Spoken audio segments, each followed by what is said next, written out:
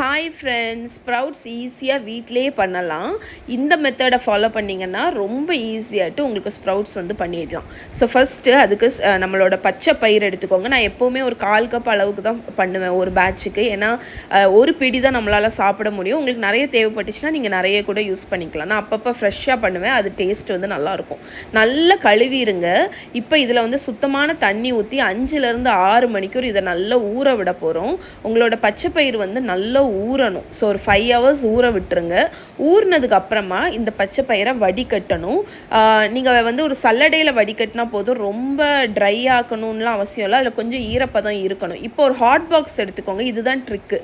Hot பாக்ஸில் போட்டு மூடி போட்டு ஒரு நாள் பூரா வச்சுருங்க. ஒரு நாள் கழித்து பார்த்திங்கன்னா அந்த ஸ்ப்ரவுட் வந்து ஒரு குட்டி ஒரு அளவுக்கு வந்திருக்கும். இது நீங்கள் இப்படியே சாப்பிட ஆரம்பிக்கலாம்.